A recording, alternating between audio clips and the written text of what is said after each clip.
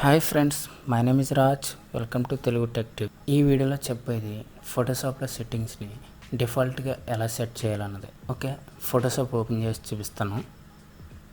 Photoshop install చేయగానే ఇలా ఉంటుంది. దీని వెర్షన్ వచ్చేసి PS 2020 వెర్షన్ ఇది.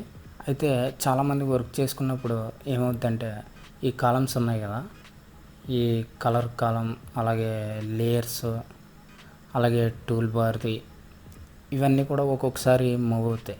అలా మూవ్ అయినప్పుడు వాటిని అడ్జస్ట్ చేయడానికి చాలామంది చాలా ట్రబుల్ అవుతారు. సో అలాంటప్పుడు చాలా ఈజీగా డిఫాల్ట్గా సెట్ చేయొచ్చు. అది ఎలాగో చూపిస్తాను చూడండి. ఫస్ట్ అయితే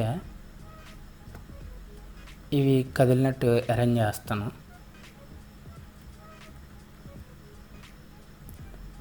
ఏదో అనుకోకుండా జస్ట్ ఎలా కదిలింది అనుకోండి, మొత్తం అన్నీ మూవ్ చేస్తున్నాను నేను.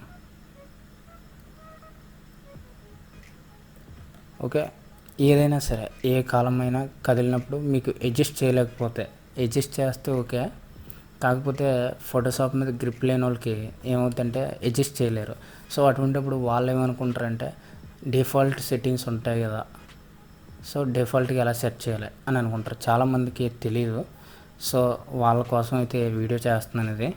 అది ఎలా అంటే ఇక్కడ చూస్తే విండో అని కనిపిస్తుంది కదా, దీని మీద క్లిక్ చేసి ఇక్కడ వర్క్ స్పేస్ అని ఉంది కదా, సో రైట్ సైడ్ చూడండి, రీసెట్ ఎసెన్షియల్స్ అని ఉంది కదా, దీని మీద క్లిక్ చేయండి. జస్ట్ అలా క్లిక్ చేయగానే మీరు ఫోటోషాప్ ఫస్ట్ టైం ఇన్స్టాల్ చేసినప్పుడు ఎలా వస్తుందో డిఫాల్ట్గా సెట్టింగ్స్ అయితే అలా వస్తాయి.